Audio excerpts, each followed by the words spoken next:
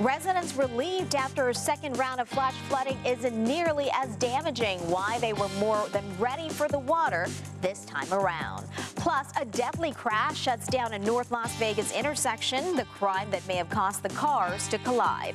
And stuck on a mountain when a volcano erupts, watch as hikers flee to outrun all the ash.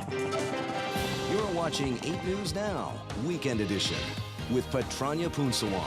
The news of Southern Nevada is now.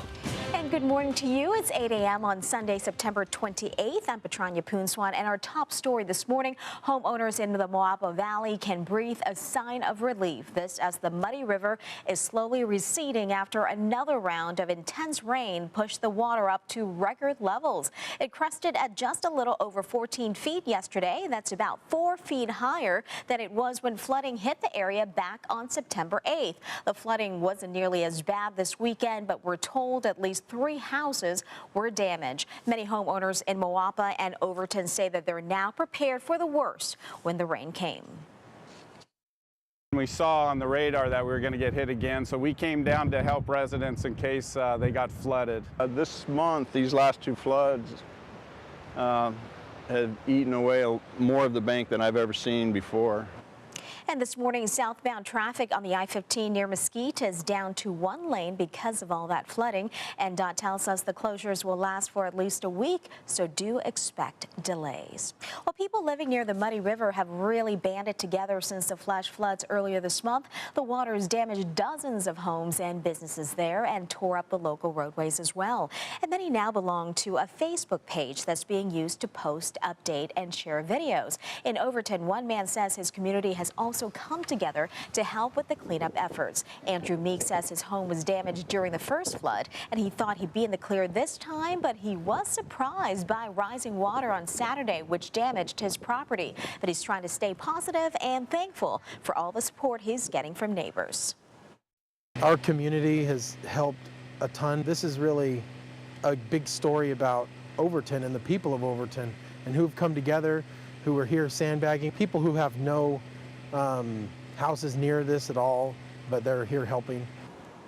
And our camera was rolling when you see there the flood water ripped apart part of the backyard of one of the homes in the area. Neighbors say the channel is now at least 3 times wider than it used to be. And flood victims can get free legal advice on how to handle the aftermath. Tomorrow, lawyers with the state's Disaster Legal Services Program will be at the Moapa Valley Community Center in Overton. They'll be there between 3 and 5 p.m. If you cannot attend for any reason, you can always call Nevada Legal Services. That number is right on your screen there, 1-866-432-0404. Moving on now to the weather, where it's starting to feel like fall out there in the valley. We're in the 60s right now in terms of temperatures, but warmer weather could be on the way. Brian Brennan has a first look at the forecast.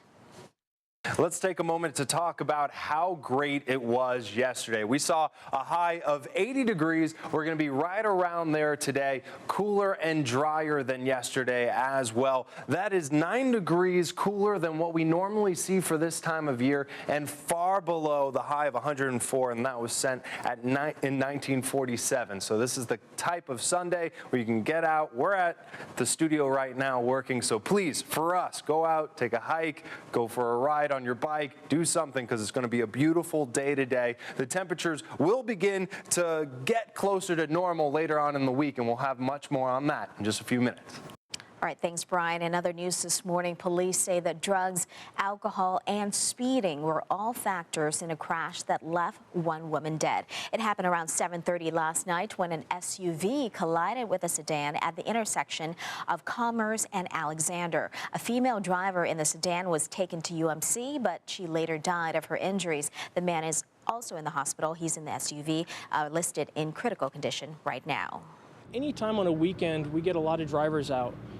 We want to let drivers know to slow down. There are a lot of drivers out on the weekend, as well as don't drink and drive. Police say it's still not clear which driver is at fault or who was speeding and driving under the influence. So far, also no word if any charges are pending. A state assemblyman leaves the campaign trail to fight a wildfire in California.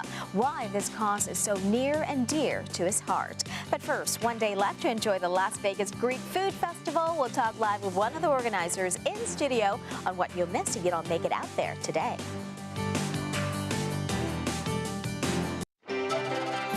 Now, Nevada's first choice for news. This is 8 News Now, Weekend Edition. The 42nd annual Las Vegas Greek Food Festival is wrapping up tonight, and as always, you can expect plenty of food, fun for people of all ages. And this event also helps benefit a great nonprofit this year, and one of the organizers, John Kotsoulis. Perfect, Patranya, you do it right every year. I love it. I got to practice for a little while, and you got to train your appetites because so much food at this festival this year, right? Well, it's incredible. Our names are hard to pronounce, but the food is easy to eat. Easy How's to that? eat. And thank you so much for bringing all this food in for us this morning. And today's the last day, so you got to go before you miss out on this fun, right? It's unbelievable today, and we have a great day planned ahead of us here with the weather is supposed to be just perfect for us. The food smells great. When you walk in onto the grounds, you just smell that food and you just go nuts. And we've been watching all the video from people. A lot of people have been out there, and you said some tricks that people learned from over the years of doing this, because it's been 42 years. People are going and planning ahead, right? Absolutely. What I see happening this year more so than other years is people are coming, they're ordering their food, and they're ordering to go also because they want to take it home. Or take it their Tupperware, right? I mean, even easier. Start baking it almost. home. No, but we have to-go containers, so they could take that and the to-go containers of the pastries. Yeah. It's absolutely amazing. And lots of food that you brought for us here. You got all the savory stuff, all the sweet stuff. And so what are the most popular dishes Most this year, popular dishes, a couple of them are the gyros and the souvlaki, which is shish kebab. Very so traditional go for that. meals. Very long lines for that one. Long lines for that one, but worth the wait. It's absolutely, everything's worth the wait. So tell us about today, too, because you got an important a raffle prize going on, We're giving away the new Mercedes again at 9 o'clock tonight is when we raffle off the Mercedes. Tickets are still available. Only 1,000 are printed, so great odds in this town. And what's the nonprofit that you're helping this year? Wounded Warrior. On Friday, we did a 26.2-mile run. And all the money that we raise for that goes to the Wounded Warrior. It's a wonderful event. And a great event every year today from noon to 10 at the St. John Greek Orthodox Church, Hacienda and Jones. Admission only $6. $6. Kids 12 and under are free. Active military with ID and their families are in for free. Parking is free on the street. And you're always fun to have and love Thank you for trying. And say, what, Opa? Opa! Opa, that's the way to say it. All right, thank you so much for joining us. And coming up next, trying to outrun a deadly volcano. We'll tell you why so many hikers were on a mountain when it unexpectedly started to erupt. Well, we have that culture fest in downtown, too, coming up. That's downtown 3rd and Ogden. We'll tell you more about that coming up. Stay with us after the break. Now, Nevada's first choice for news. This is 8 News Now, Weekend Edition. A Nevada state assemblyman taking time off from the campaign trail to fight a massive wildfire. Democrat Mike Sprinkle normally is a firefighter in Reno, but now he is one of hundreds battling the King Fire burning in Northern California. The wildfire has already burned through 150 square miles, and it's been sending smoke into northern Nevada as well for about 2 weeks now. But crews have the upper hand, it seems. Wet weather this weekend has helped them get a handle on the flames. The King Fire is now about 78% contained. Well, now to news from overseas, where in Japan, rescuers have found the bodies of at least 30 people after a volcano unexpectedly erupted. It happened on Mount Ontake while hundreds of hikers were in the area. As many as 250 people were trapped on the slopes when ash started spewing into the air. Most have made their way down the mountain now, but 45 people are still unaccounted for. And check this out. One hiker on Mount Ontake had his camera rolling the moments the volcano started to erupt. The video is a little shaky there. We can see all the ash and smoke clouds move closer and closer as he and the other hikers try to get away. The mountain is a popular hiking spot this time of year in Japan as many people come out to see the fall leaves change colors. Wow. Okay. Well, it's starting to feel like fall here in southern Nevada. Some could say we're in the chilly 60s as we woke up this morning, but expect some warmer and dry conditions as we get into a work week. Brian Brennan is here now with your forecast. All right, beautiful. Thanks, Brennan.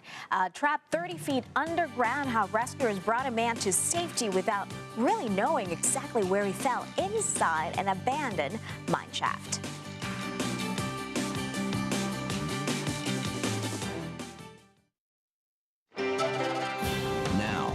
Nevada's first choice for news.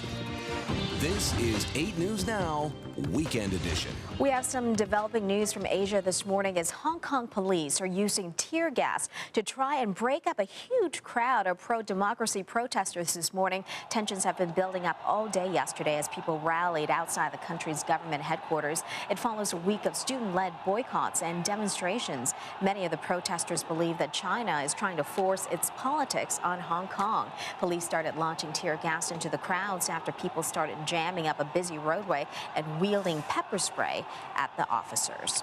Well, investigators in Provo, Utah are stumped by an unusual discovery. They found the bodies of a family, 2 parents and 3 children, inside their home. Police still can't figure out how they died, given there are no signs of trauma or foul play. They also tested the house for carbon monoxide but didn't find anything. Investigators say that it's possible that the gas have cleared out before authorities found the bodies, but they're not sure yet, and they still have to do more tests to figure that out. An ATV accident launches a man into a mine shaft, but rescuers were able to pull him to safety, even though they could not see him. The man was off-roading in a remote area outside of Sacramento when he got into an accident. His ATV hit a stump, then rolled over. The ATV landed on the barbed wire that was blocking the mine shaft's entrance, but didn't stop the man. He was very happy to be out of the hole. It was dark and cold down there. Well, rescuers had to use an elaborate rope system to reach that man, then pull him out. They estimate he was down about 30 feet into the ground. The man had some bruises and cuts, but it was otherwise okay. Well, sex ed, Cirque du Soleil, and haunted houses. When we come back, some of the highlights coming up in the week ahead.